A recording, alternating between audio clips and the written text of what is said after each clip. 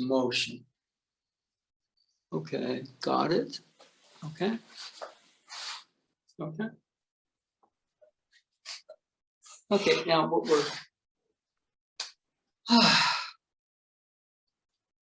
so I'm going to stand up. There's space. There's motion. I'm still present. There's a body. There's somebody. I'm giving myself a command. My mind recognizes I stand up. It's a little different. Space. Movement. So if you're somewhere, it could be almost anything, space.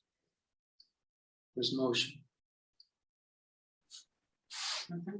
So in that space, there's a couple things going on. There's a stillness, and there's movement. So we have your two opposites. We have a space. Okay. So we've been working a variety of patterns around that.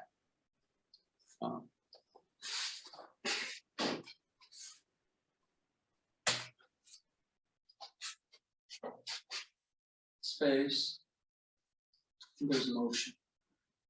Now initially, I'm here, I'm moving, and I'm learning more about the movement. I'll go, okay, that's an extension, performing the hand blade, and oftentimes there's something coming this way, so we don't want to try to grab it or get the fingers jammed or try to catch it if the thumb gets jammed, but boom, this is very solid, so we meet the impact here.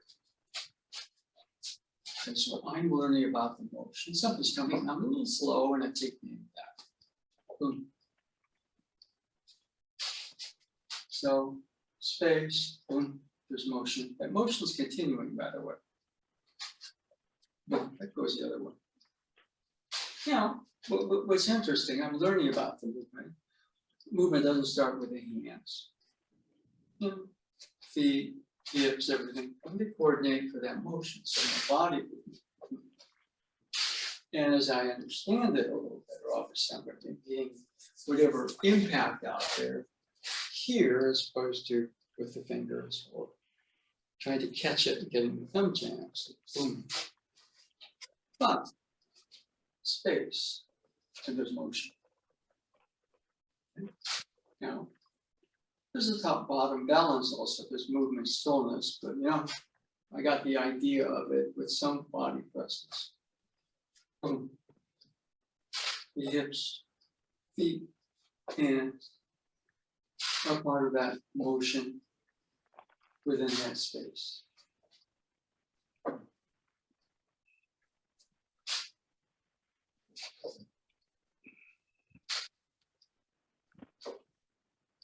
Now, right here, if I just ground the feeling in the feet, kind of feel like the feet are kind of a part of the mat. But there's that area, there's that motion still going on.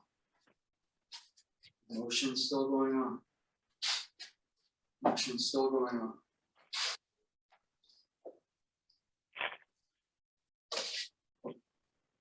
Thank you. Work one side. Boom. Left hand on foot. Or boom.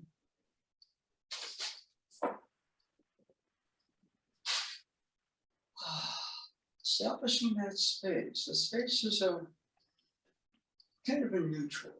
I'm going to do the movement. Establish the space. Boom.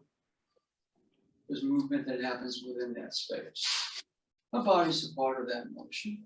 My mind is sort of helping the body organize, but there's that motion.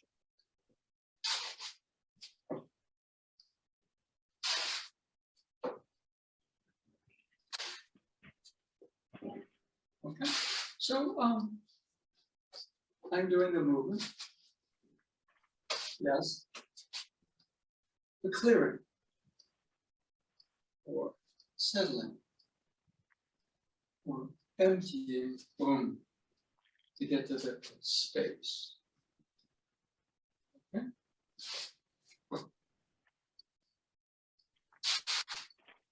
Partial. So am I going this way? I'm actually stepping right into something. So boom, it's one integrated motion. But your body's there. There's some sense of mind on some level integrating the body there. Boom. But there is that space, and there's motion within that space.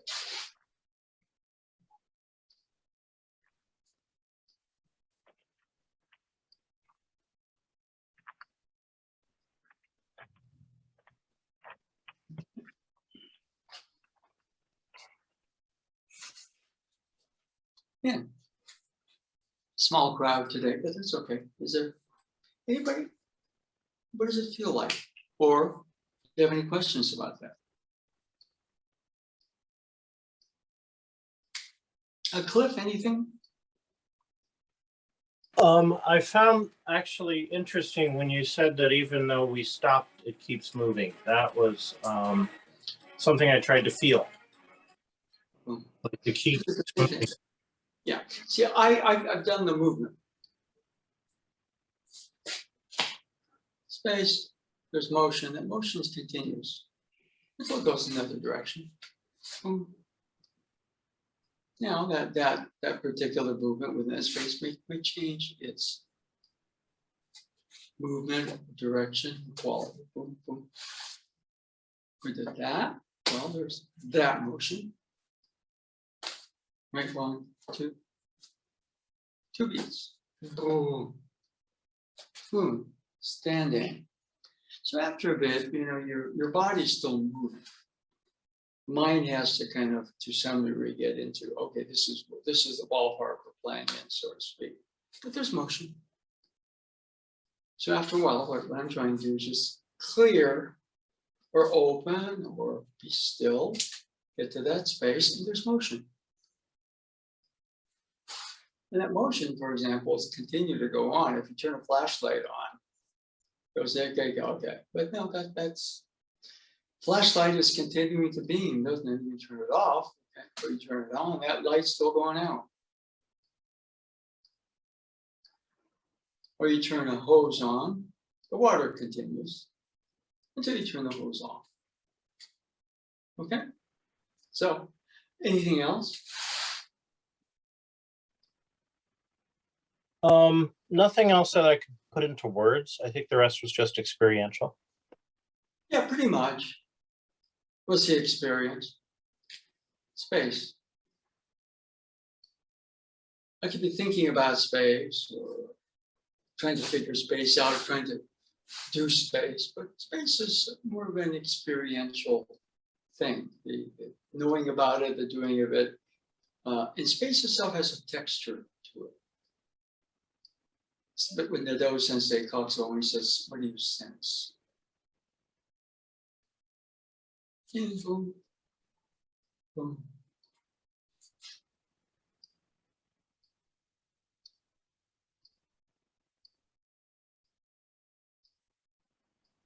Okay, so let's got a couple other things I just want to kind of we're doing a pattern like that in Mountain View.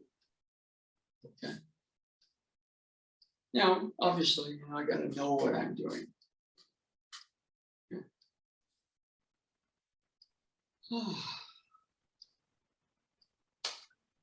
But get to the space, let that motion happen through the space.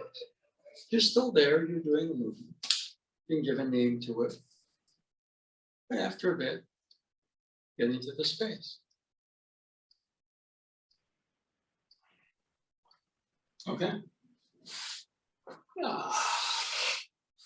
So, for example, I'm going to stand up. I'm going to stand up better organized. I got my feet, I got my hips.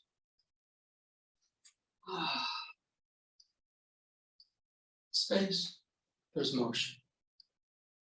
Conversely, space, there's motion. If I observe, my skeletal system and the muscular structure and also the nervous system integrates better. And it's right here, or right here, or right here.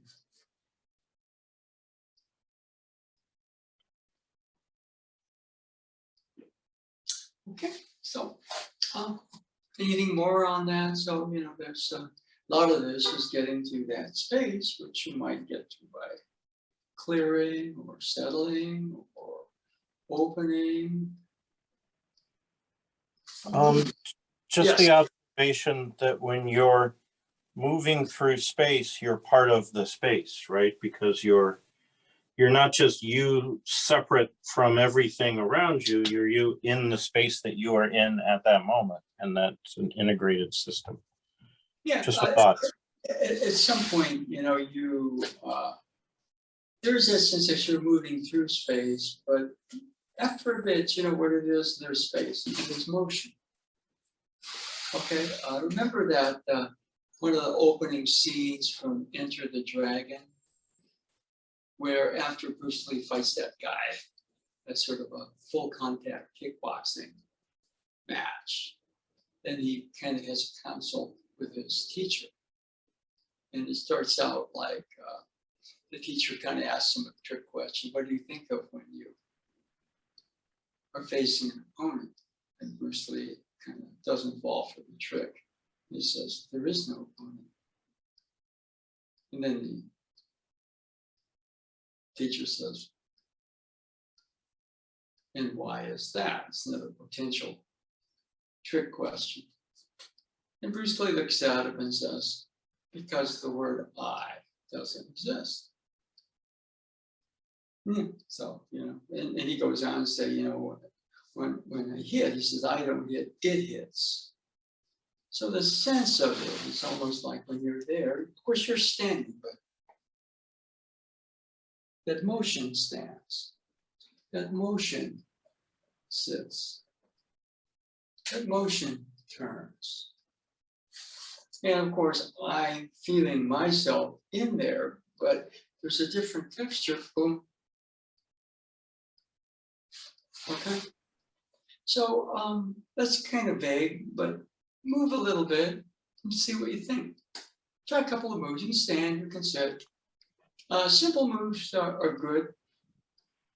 And then as you get to simple moves, you know, there's more complex movements that happen. But try just to sit, stand, or, you know, if you're here, I'm going to walk over there. There's motion in that space.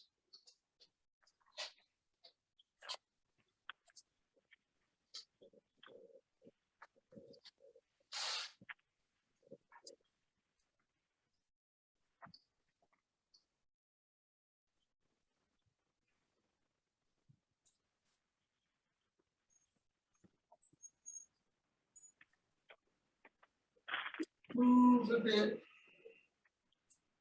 You gotta find your own truth with that. I'm using the term space because it's just, yeah, I'm going to do a movement. I'm going to settle a bit to where there's space. And within that space, there's a motion. Boom, an emotion.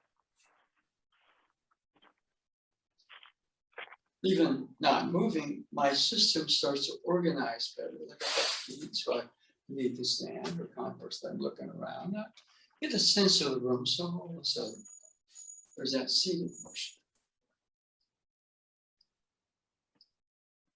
Where my breathing is actually kind of rhythmic.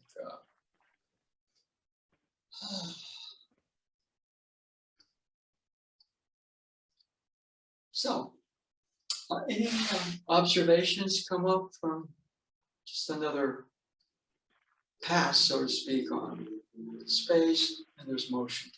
Of course, you're moving. But we want to sort of get to where Bruce Lee was. I don't, it does, the movement. And there's an I, and the I kind of doing the movement helps to get you started, but after a while you want to clear the I out. So all of a sudden there's motion. Well, there's motion. Okay, anybody on that one?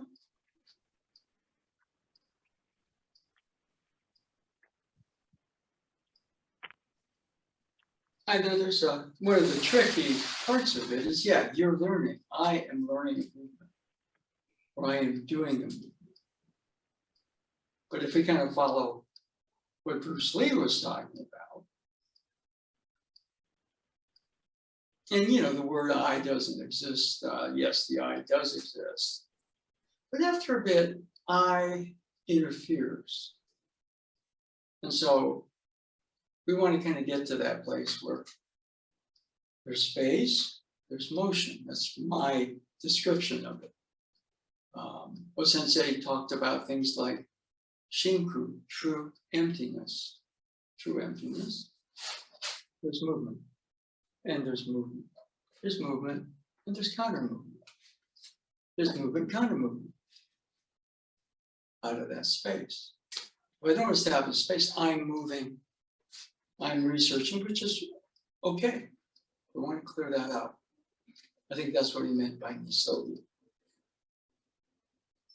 So, anybody?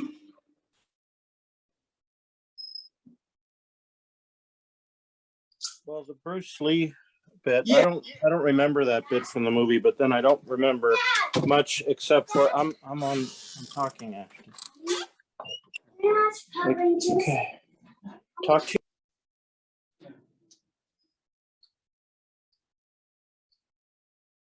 Hello? Sorry, yeah, the kids interrupted. So Yeah. Okay. talking about moving through space. No one moves through space like kids. So mostly I remember the bits of that movie that are on the island. So I don't remember that bit, but it is very Zen in the art of archery, right? Where you don't fire the bow, it fires. And there is, I think, a value in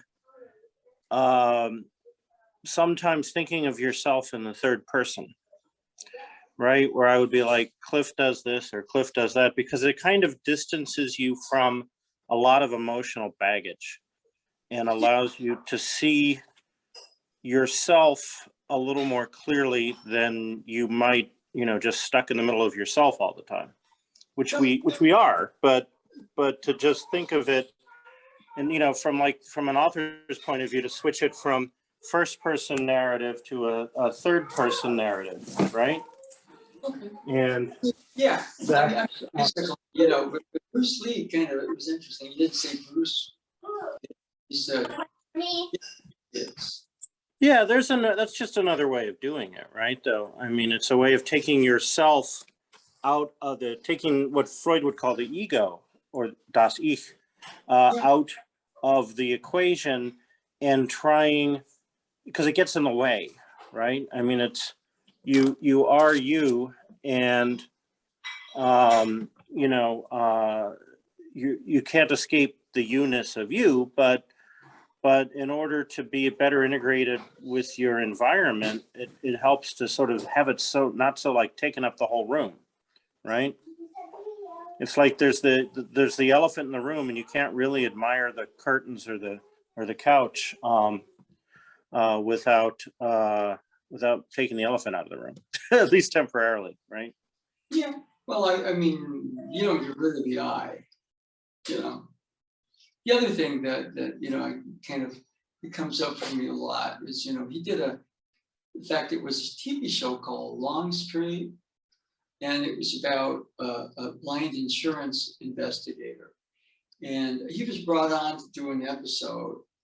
And the episode they did was so good, they actually made it the first show that was broadcast, and they called it The Way of the Intercepting Fist.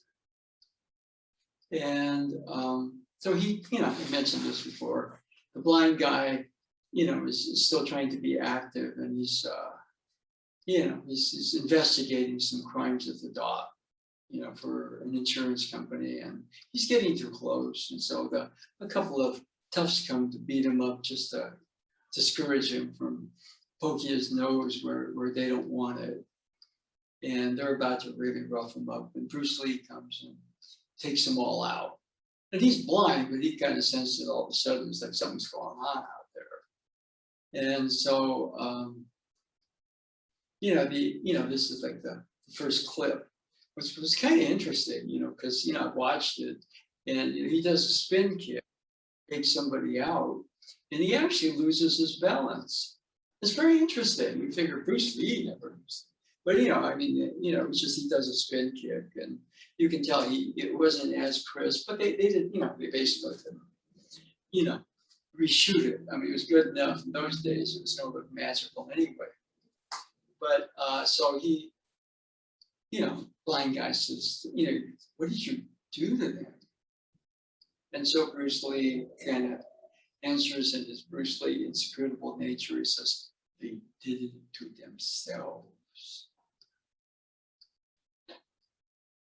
And of course, that was it. And so the next part, he's the blind guy wants to learn how to do that because he feels kind of, he's blind. He feels less than he was, so he wants to study with Bruce Lee and become whatever.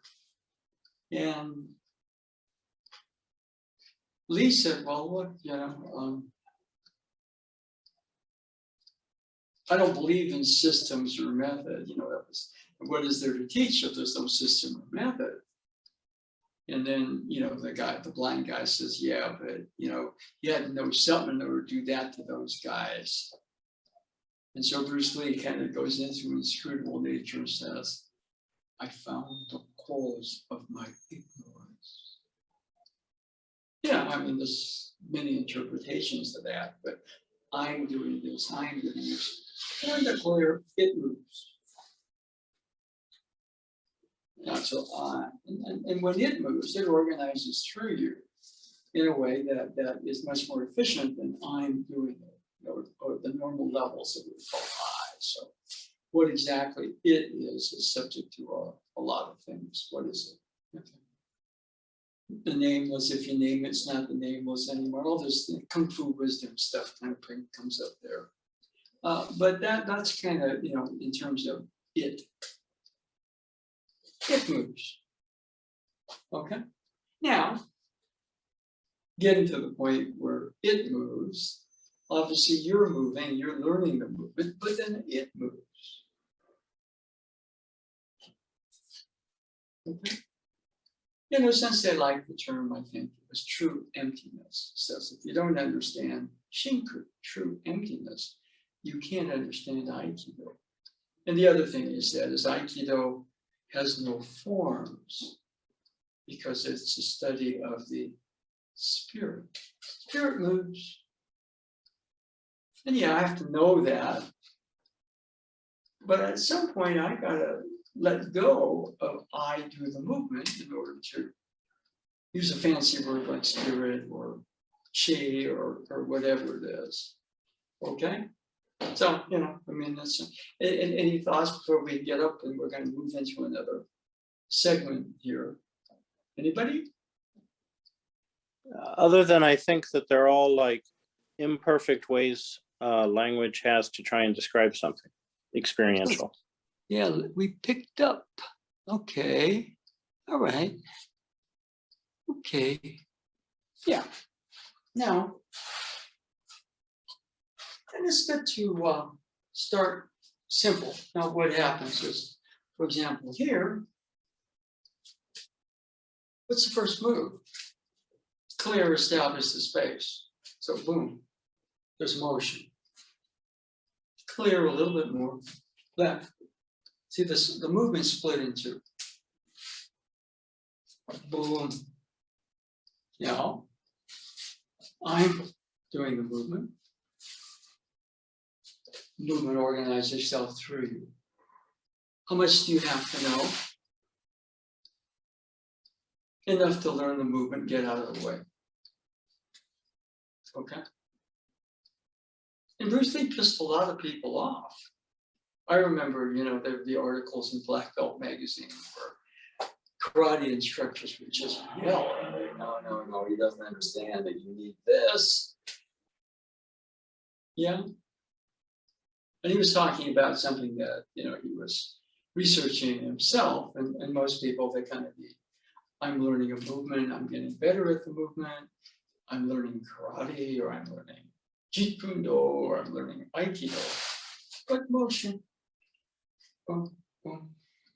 Kind of being a clear vessel for whatever it is that's going on. So, that's kind of where we are. Okay, we've been doing some more of this one. It's a simpler system.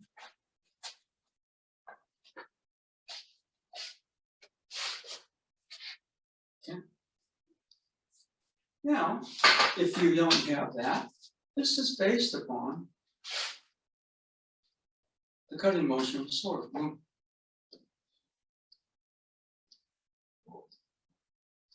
In fact, the shape of the hand, where this is the curved cutting side of the sword, this is where you want to receive, if you're receiving an impact. So I'm receiving impact. Boom.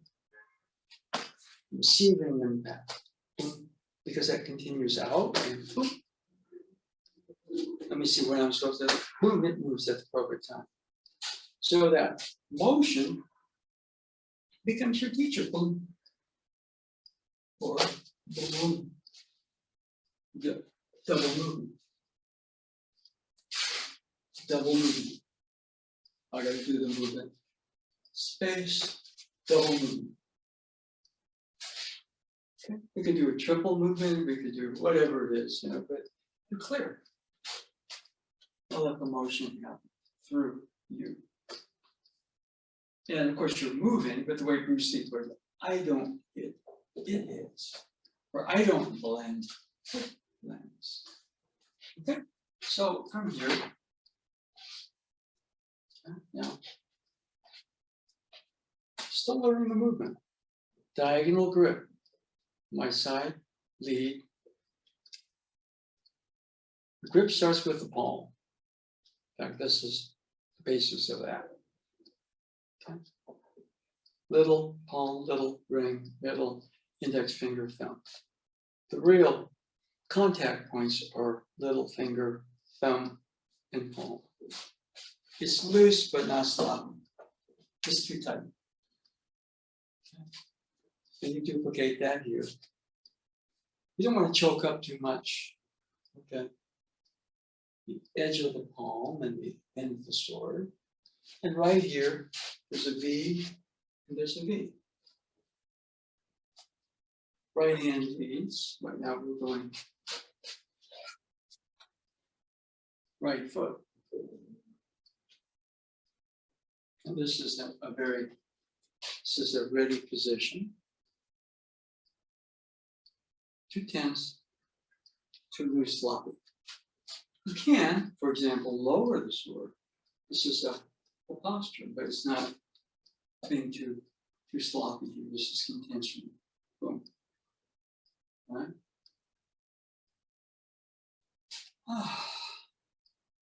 Was basic.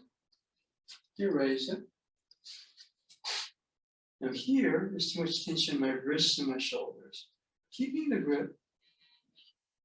And I don't always raise this much, but I'm bonking the tailbone. Okay. You may see a vertical center here. Sword is going into that center. Vertical. And the cut is boom. Now that.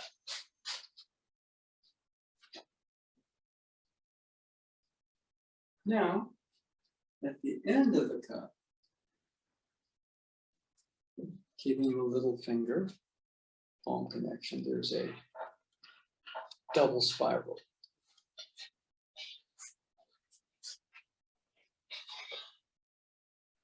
There's a clear, put it in your spine. Boom.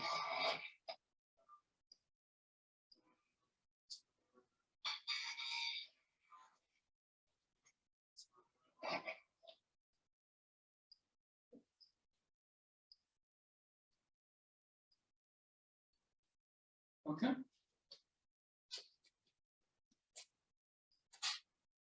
The very end. Okay.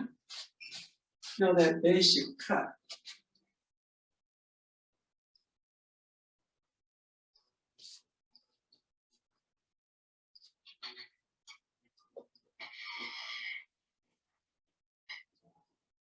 This is like drawing a bow. And this is boom, like releasing the arrow.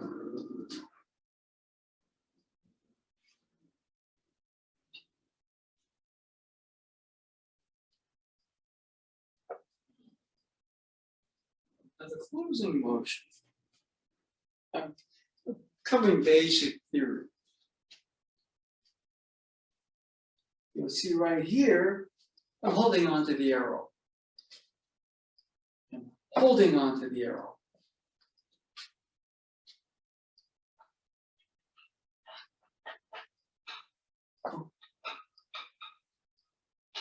That motion is releasing the arrow. Strike this way, I'm holding on to the arrow. Releasing the arrow. The arrow is in flight.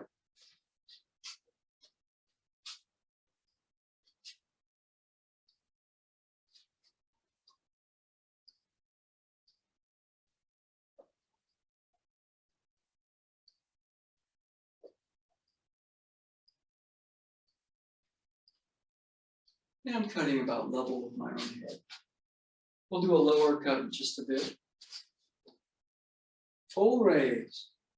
Check your wrists, elbows, shoulders for tension. And that closing motion at the end, it's not holding on to the arrow. It's the act of boom, releasing the arrow.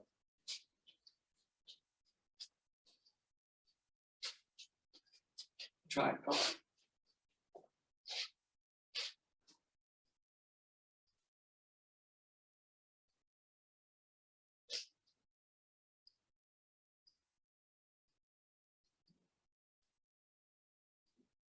Then you want the cut to not wander all over, but you got your center line. You raise along that center line and release along that center line. Boom.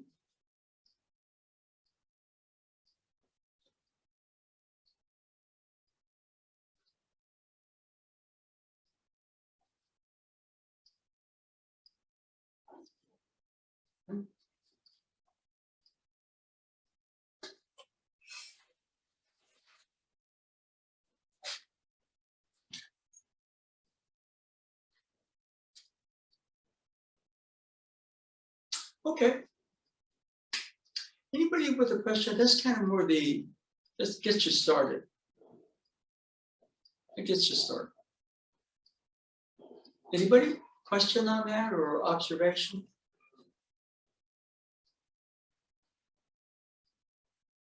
This is Cliff. Just at the end, the thought that, you know, when you loose an arrow or swing a sword or whatever, at the end of it, you're still you and you're still where you are. And so I was trying to not lean too far forward or kind of get too caught up in the motion of the sword, but try and just be, you know, have base, like Nadeau Sensei says, and have my shoulders not going forward and have my spine straight. All those biomechanical things, which together indicate, you know, I'm occupying space in a vertical and aligned body alignment way. So Okay. there's that tendency to kind of go forward with the sword, and I'm trying, and I was making a conscious effort to be like, okay, the arrow metaphor was working, because when you loose the arrow, you're still standing there holding the bow, right? Yeah. I've done some archery, and that's the effect. that's the experience. So it's a good metaphor. After a while, the sword goes out, or, you know, doesn't pull you out. But right about here, right, instead of the arms, that 0.2 inches below, that's where the arrow shoots out. Raise fully, and boom. Of course, the arms are in the motion, but you raise, fire from here.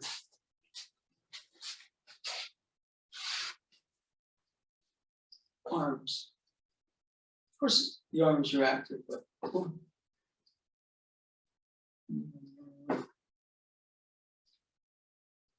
And instead of holding onto the arrow, which pulls me out,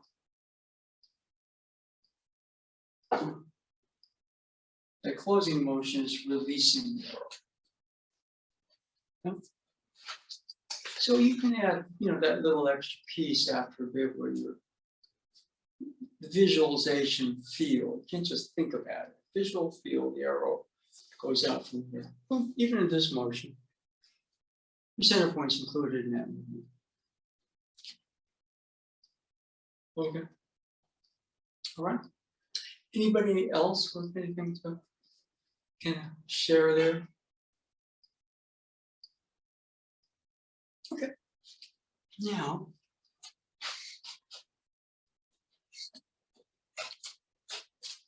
so covered grip.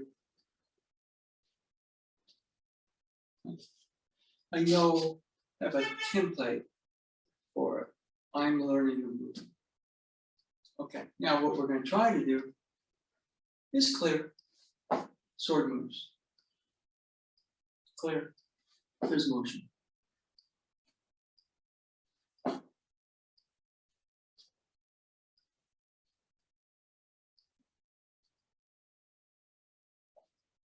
And the feeling right there, not so much I'm cutting. Sword moves. Do I have to know the other stuff? Yes. But sword moves. Sword moves.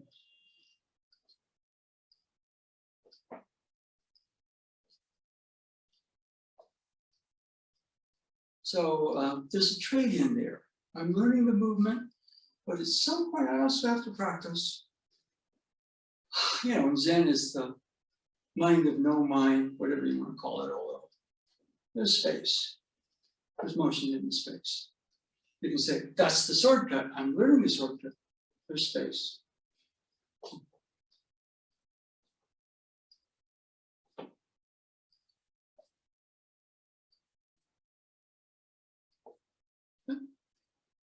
So that's that trade-in is important. We try a couple, go back and forth. You're going to be reviewing your basics, your own posture, but at some point, there's space and there's motion. And that motion right now, of course, so we're swinging the sword.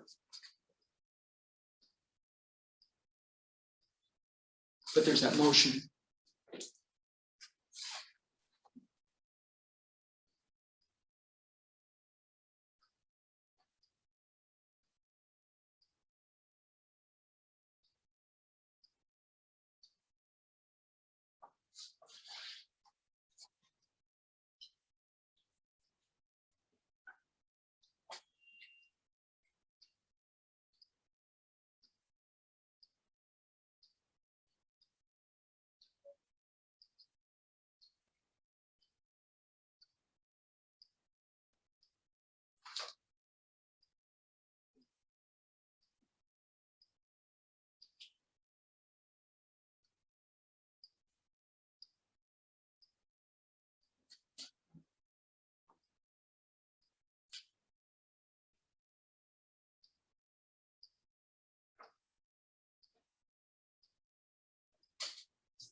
Okay, that's, by the way, a very important part of training. You may feel uncomfortable there, or whatever it is, but you're clear and there's movement. And yes, you're going to continue to go through how you do the movement, refine your posture and everything. But there's that. Trade in, turn around.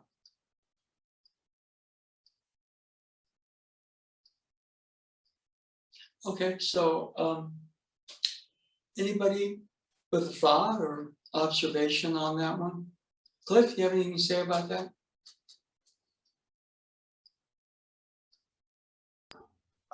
Just was continuing to try and maintain proper body alignment, and I was more focused on the biomechanics with this. Okay, yeah, that's a big step. Other things. That's a big step.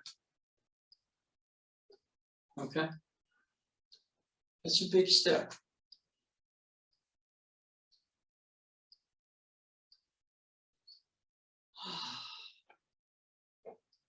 So clear. There's space and there's motion. Okay. Okay.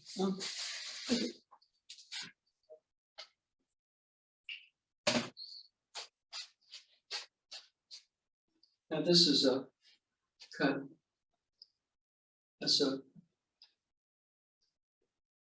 don't raise quite as back here. This is about your third eye, your Hindu third eye, and the cut is about waist level. You still get that closing motion.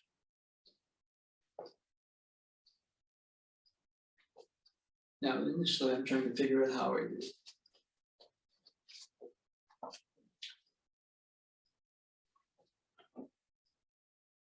Now, a couple things. Where does that motion start from?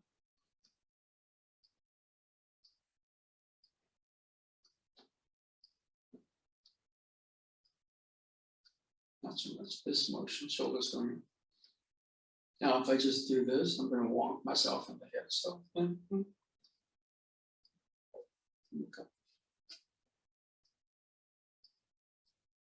Robert Fraser on an interview he did, he was talking about Tojima Sensei. He said, Tojima Sensei's cuts for like Sensei's cuts. Boom. Now, of course, you still do this, but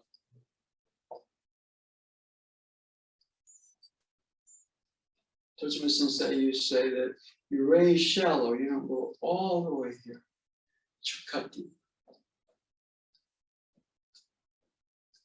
Okay? And at the end, you're still that same. Okay. We're not holding on to the arrow, we're releasing the arrow.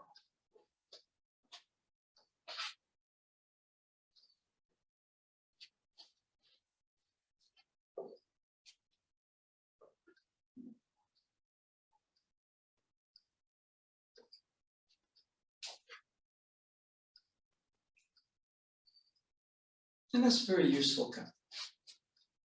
Just for your own training.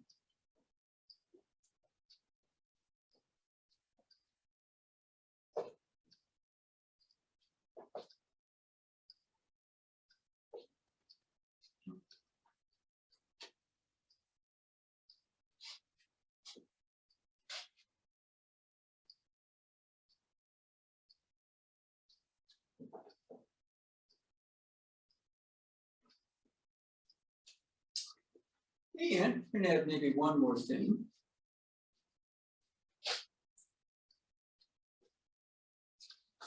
At the very end, of course, this is also the releasing of the arrow. But there's a vibration there. Like, for example, if I were to release the arrow,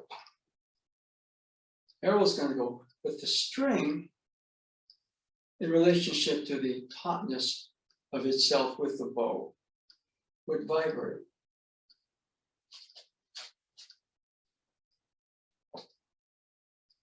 You see, sometimes it's still trying to get that in there.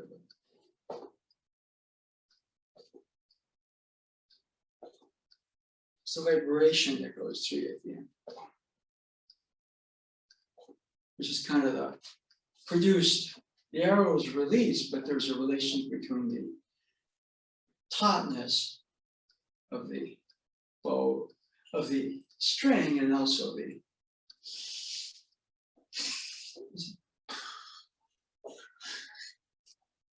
so when you can boom.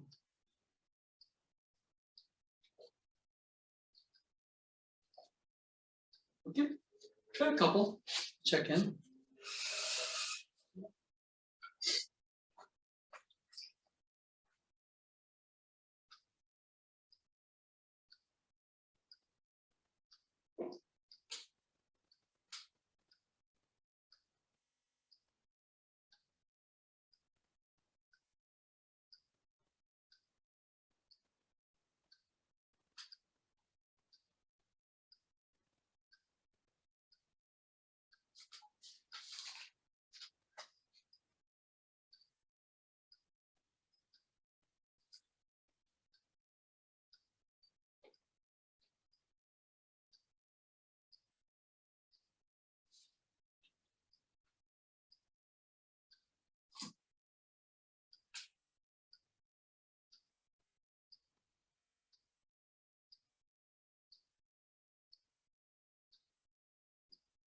Okay.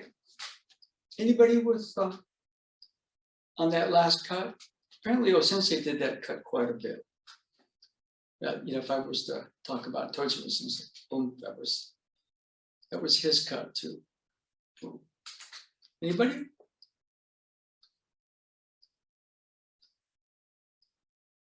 Other than I seem to have 0 vibration at the end of the cut. Nope. Okay, well, that's the purpose of training. You go, aha. They go, aha, you give the understanding of it, boom. See if there's expression, I think it was a Zen archery story where this one student starts hitting bullseyes and his ego starts to take it over. And so the bow master, the Zen archer, gives him a bow he can't even draw. You're really good with that. Now, okay, now reality check. Oh, I can't even draw this. I was going to buy a flugelhorn. So I went, you know, to this shop and I did buy one, but you know, but they gave me a flugelhorn and I don't know what it was. I could not make a sound out of it. I'm not going to buy this one. I got the one that I could make a sound out of, okay? Because there's always that other level. When you think the ego thinks it's there, the Zen master hands you a bow you can't draw.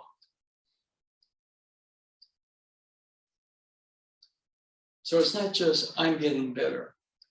There's something else going on right there. But, you know, you play the sitar, right? String. Sure. Right?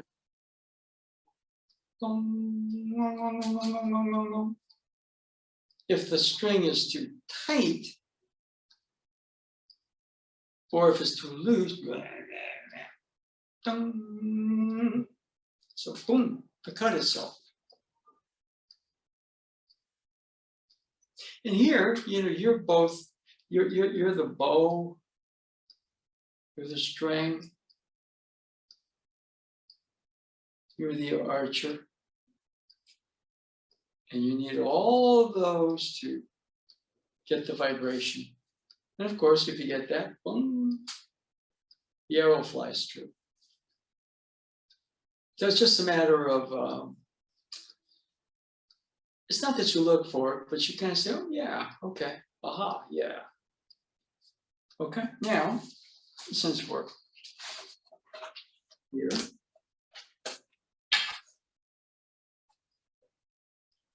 Let me look at the time.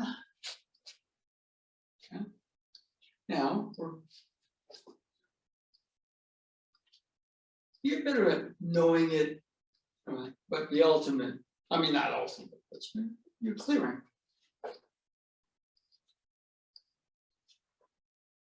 Want to clear? There's motion. Of course, I'm still cutting. There's a difference, but there's a sense where there's you standing in that space or that emptiness, and boom.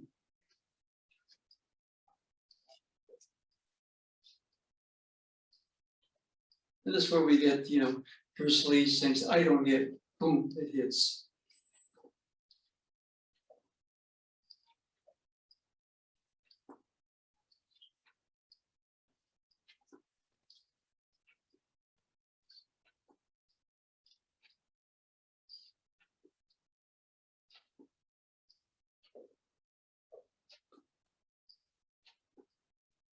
So just kind of going through that cut.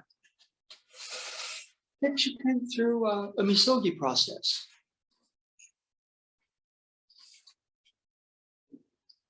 I'm doing an ikkyo or an ikkyo. There's space. You have to have the proper position, relationship with your partner, but boom, there's movement. And if you're working with somebody, you're working with one of your kids, you don't, there's motion appropriate. Try a couple, just, it moves, it cuts.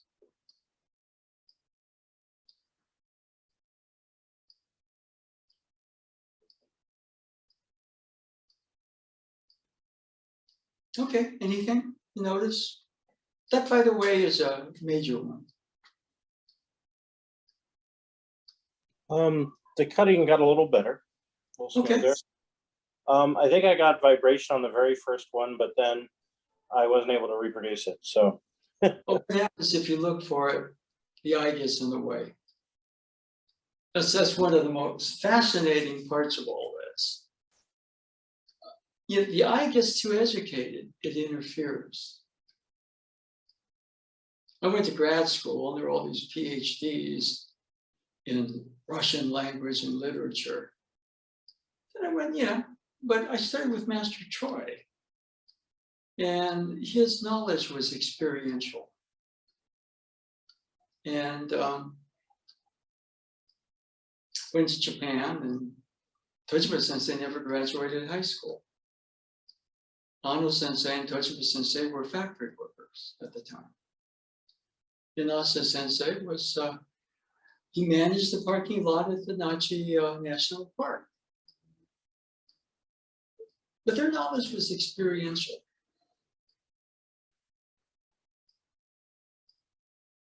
So, you know, that part of it is, it's a journey. Research. Now, we have maybe a minute or two, which I was hoping to get into a little bit more.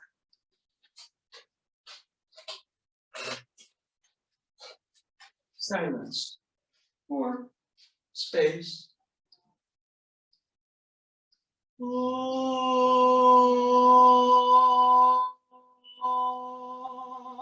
Now, if you don't want it, just put it on mute. Okay,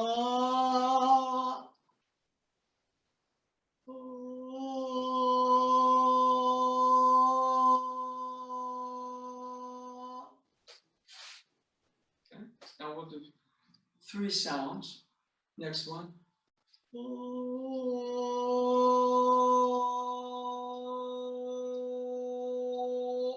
All, upper, lower, deeper.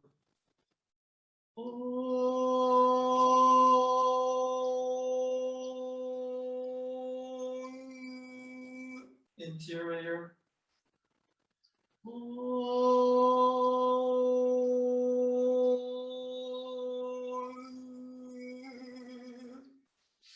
And, you know, I mean, that's tricky because most times you feel really stupid doing that.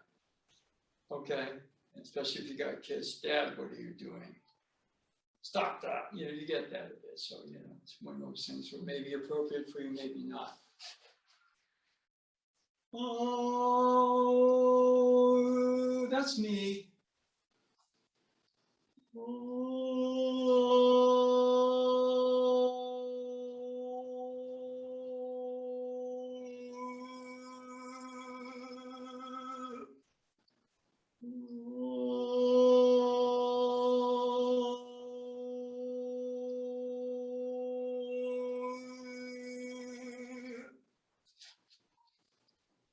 As you kind of get the space, you can settle to it, or you can clear to it, or you can whatever, get the stillness to it. Sound.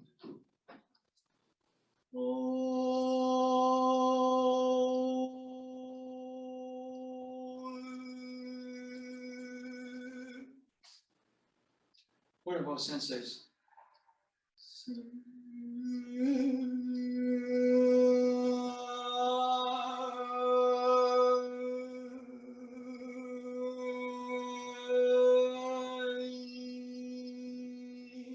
like that chant quite a bit. I was kind of taught it as more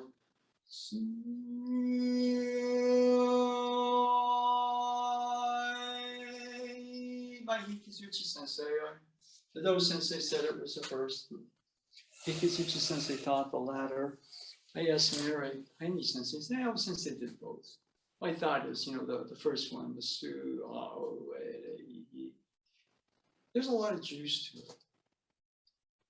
So the SuOAEI that Hikizuchi Sensei taught is a little easier, right? I do the first one, not, you know, not so much the last one, but you know, the last one's good too.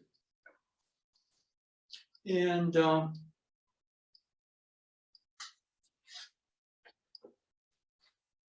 Stillness.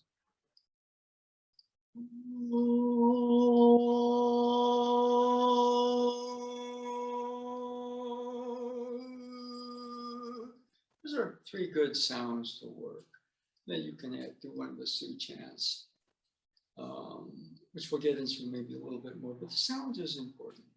The Do Sensei seems to like the ya, mommy, moon, and mo. They did a lot of the, what we call the old sounds, the formal nori do, kami go do. And maybe you just don't have the time. So, the ya, yi, you, ye, yo, mommy, moo, man, mo, I think is maybe shorthand for the old sounds. And most of you, believe me, are not going to learn the classical Japanese and spend the time to learn the old sounds. Okay. Why did I learn them? I was around them all the time. It was an integral part of my own training. But what happens is, you have a physical body, you have a vibrational body, or an energy body. Those of you that were at the Mountain View class, we were working this. It's like steam rising. This is like rain falling.